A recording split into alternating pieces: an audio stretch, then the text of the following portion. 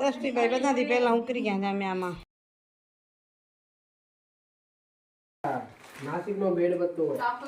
ભેળ પત્તો. નમસ્કાર મિત્રો, કેમ છો? મજામાં ને? આપશો કુશળ હશો? એ જ શુભેચ્છાઓ સાથે મિત્રો સવારના જય લક્ષ્મીનારાયણ, જય સ્વામિનારાયણ, જય જીનેન્દ્ર, જય હાટકેશ, જય જલારામ, જય ઠાકરધણી, હરિઓમ અને મહાદેવ હર. મિત્રો સવારના સમજો ને 10:30 થઈ ગયા છે. ઘરનું કામ તો બધું ફ્રી થઈ ગઈ. આજે છું ઘરે, કરવાની છે નિયાણીઓ. તો હું ને રસીલાબા સાથે મળીને નિયાણી કરશું. વિચાર્યું કે વાડી થઈ જવા મળી છે સરસ મજાની. વાડી કોને લઈ આપી? તો મારા વડીલોએ લઈ આપી. વડીલ ધનજી બાપા અને અમારા માતૃશ્રી લક્ષ્મીમાં, જેના નામે ધનલક્ષ્મી કહીએ છીએ. આર્યાવડી. તો એમ થયું કે કારતક મહિનો છે ને વાડીની શરૂઆત થઈ ગઈ છે. તો ચાલો માન બાપાને યાદ કરીએ ને એના નામની બેનની બે નિયાણી તો કરી નાખીએ. તો અહીં તૈયારી કરી છે. દ્રષ્ટિ ગઈ છે એની બેનપણી કૃતિને મૂકવા, અને અહીં હું શાકની કરું છું તૈયારી. દૂધી દાળનું શાક કરીશ એટલે રેસીપી તો બતાવવાની જરૂર નથી લાગતી મને. તો લગભગ તો બધાને આવડતું જો. તો અહીં દાળ બનાવી લીધી છે. દૂધીને કાપી લો, વઘારી લો, સાથે સાથે શાક રોટલીને ફટાફટ કરતી જાઉં. રવાનો શીરો જ્યાં સમય અને સંજોગ મળશે ત્યાં તમને રેસીપી બતાવતી જઈશ. આજે દૂધવાળો શીરો બનાવવો છે.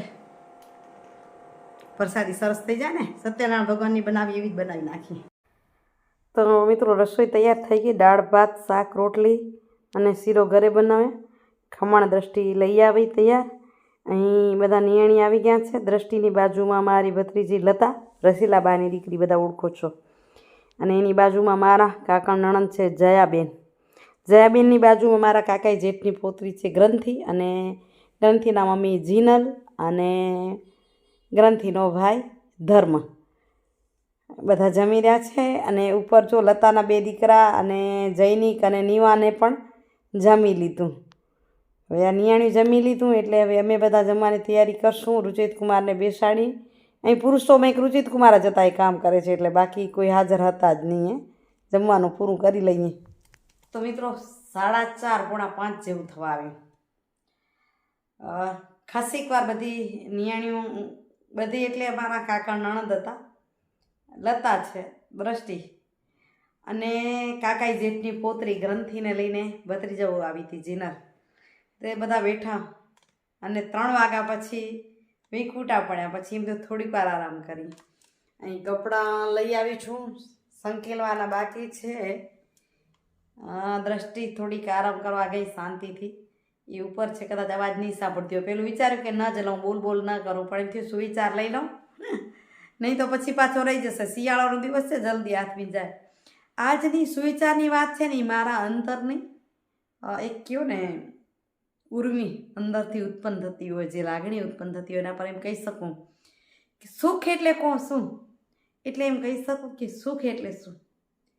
આજે જે અનુભૂતિ થઈ રહી છે, બરે સુખની, અત્યંત સુખની અનુભૂતિ, તો એમ કહી શકાય કે સુખ એટલે નહીં માગેલી કે નહીં ધારેલી.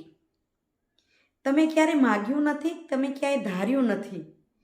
નહીં માગેલી કે નહીં ધારેલી, છતાં મનથી ક્યાંય ને ક્યાંય ઝંખેલી એવી કિંમતી પળ એટલે સુખ.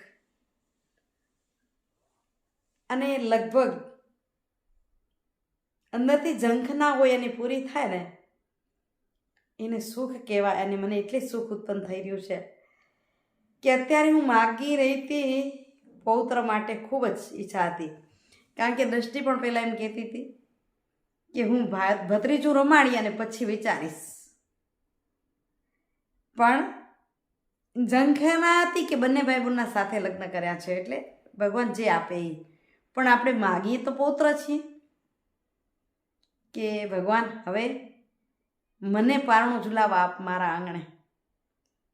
સરસ શારદાબેન ઝુલાવશે, પણ એક ઝંખના તો હોય ને કે 2 ભાઈ બહેન ભેગા પણ આવે છે. એક એ ઝંખના મારી સાથે છે. બીજી જ ઝંખના એ જીવનમાં મને એમ થતું કે મારું ખેતર છે, વાડી બનશે. ક્યારે બનશે? પેલું એમ થયું પાણી નથી, પછી બોર બન્યો, પાણી બની ગયું, 1.5 વર્ષ થઈ ગયું પાણી આવ્યું, અને હવે જ્યારે પીવાઈ રહ્યું છે ત્યારે પણ એક ખૂબ જ સુખની અનુભૂતિ કરી રહી છું. એટલે આજે આ નિયાણી કરી તમને બતાવીને અને પરમાત્માનો તો આભાર અને વડીલોનો એટલો આભાર માનું છું કે એમને જ્યારે આપ્યું જમીન એટલે એના પર થઈ રહી છે. પણ એક ઝંખેલી ઘટના છે કે એક દિવસ અહીંયા વાડી થશે, એટલે આ સુખ અને એના પર સુવિચાર જેવા જ 2-3 શબ્દ કડી છે એ સાથે તમારી સાથે શેર કરું છું કે આપણે જે જીવનમાં કઈ રીતે જીવી રહ્યા છીએ. કદાચ તમે સહમત છો તો કમેન્ટ સાથે કહેજો કે શ્વાસ છે ને શ્રદ્ધાના સહારે ચાલે છે. આ શ્વાસ શ્રદ્ધાના સહારે ચાલે છે. નાવ છે ને દરિયામાં એ સઢના ઈશારે ચાલે છે. જે બાજુ પવન જાય અને સઢ ફરકે એ બાજુ નાવ ચાલે, એમ આ શ્વાસ છે ને એ શ્રદ્ધાના સહારે ચાલી રહ્યા છે. દરેક શ્વાસ એક શ્રદ્ધાના સહારે ચાલે છે કે પરમાત્મા છે, મને કોઈક એવી શક્તિ ચલાવી રહી છે. એ જ રીતે કોઈએ ભગવાનને જોયા નથી, કોઈએ ઈશ્વરને જોયો છે, કોઈએ ભગવાનને જોયા નથી, પણ જિંદગી એના સહારે જ ચાલે છે. આ જિંદગી એના સહારે ચાલે છે. જે ઉદય કે અસ્તને પામી ગયા મનથી, જે ઉદય કે અસ્તને પામી ગયા એ લાગણીના પંથે વધારે ચાલે છે. દરેક પ્રત્યે લાગણી અને ઉદય અસ્તને પામે એ લાગણીના પંથે ચાલે. મને એક શ્રદ્ધા હતી કે ભગવાન મારી વાડી કરી દેશે, તો એ શ્રદ્ધા આગળ ધપી રહી છે. આજે શ્રદ્ધાના સહારે આપણે દઈ તો શું શકીએ, પ્રેમથી ભોજન નિયાણીને કરાવી શકીએ આપણે. ચાલો હવે થોડુંક કામ બતાવી લઉં. અને આ જમવાનું તો ખાસ કાંઈ બનાવવું નથી, હલકું હલકું બનાવશું. એટલે હવે દ્રષ્ટિ શું કહે છે એ બનાવશું, એની પસંદગીનું. પણ એમ કહેતી હતી બહુ ભારે નહીં, કારણ કે આજે ભાઈઓ કોઈ હતા નહીં, પુરુષો કોઈ જ નહોતા મારી પાસે. બધા જ કોઈ વાડીએ ગયા હતા, દ્રષ્ટિના પપ્પા પણ નોકરી ગયા હતા. તો પ્રસાદી એટલી વધુ જ બનાવી છે, એટલે બધા પ્રસાદી લેશે. એટલે ખીચડી નહીં બને, કાંઈક નવું બનાવશું. શું બને છે? સાંજનું જમવાનું થાય છે તૈયાર.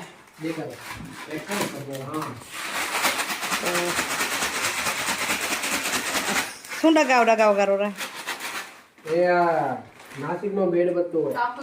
ભેળ પત્તું. અહીં જો થાળીમાં બપોરનો પ્રસાદ દ્રષ્ટિના પપ્પા હતા નહીં, નિયાણી જમાડી દઈ તો એ જમશે. ને હમણાં દ્રષ્ટિ વિડીયો તે ના કર્યો. આ શું બનાવીએ? સ્વીટ કોર્નનું લીલો ચીવડો. કા તો વિડીયો કરવો જોઈએ ને. એને આપણે આ બેલ બદામ નાખશું. અચ્છા, આમાં વેજીટેબલ્સ નાખી અને વઘાર્યા છે. એમને એમ ખાવું હોય તો એમને પણ ખવાય. આ કોણ એમને પણ ખાશું આપણે. સ્વીટ કોર્ન કે ને? Sweet corn. લીંબુ ખણ દેજો તો મમ્મી. લીંબુ ભલે. એક પ્લેટ લઈ લો. ખમણ છે, ખમણ પણ નાખવાનું જેમ જોઈએ એ પ્રમાણે. શીરો કેવો બન્યો છે? દૂધમાં બનાવ્યો. વિડીયો કરવાનો ટાઈમ નહોતું મેલા, તો નિયાણી જમાડી હતી, તો એટલે સત્યનારાયણ ભગવાનની પ્રસાદી બનાવીને એવો બનાવ્યો. એવો છે ને, દૂધમાં રાંધ્યો છે તે સાદો સિમ્પલમાં કિસમિસ નથી નાખી, પણ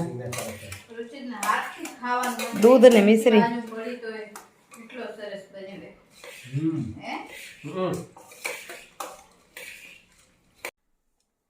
તો મિત્રો જમી અને ફ્રી થયા. અહીં વિડીયોનું હવે એન્ડિંગ કરી નાખું. કાલે મળું છું બડી સરસ મજાના વિડીયો સાથે. કોશિશ કરીશ કાલે જ પાછી મળવાની. હમણાં દ્રષ્ટિ છે ત્યાં સુધી, પણ થાય એવું છે, દિવસ નાનો થાય તો રહી જાય છે. પણ આ વિડીયોનું એન્ડિંગ કરું. આજનો વિડીયો કેવો લાગ્યો? રેસીપી તો કોઈ ના આપી શકાણી, સમજી શકો છો. નિયાણી કરવી હોય, જલ્દી જલ્દી બધું તૈયાર કરવું હોય, વિડીયો કરવા જાઉં તો સમય જાય, મહેમાન ભેગા થઈ ગયા હોય અને એની સાથે વાતોય કરવી હોય. પણ આજે ના આપી બીજી વાર સરસ મજાની રેસીપી આપશું. આ જ વાત સાથે વિડીયોનું એન્ડિંગ કરું છું. કાલે મળું, ત્યાં સુધી આપશોને જય શ્રી કૃષ્ણ. જય જય ગરવી ગુજરાત, જય ભારત અને જય હિન્દ. મિત્રો લાઈક અને શેર. હરિ ઓમ.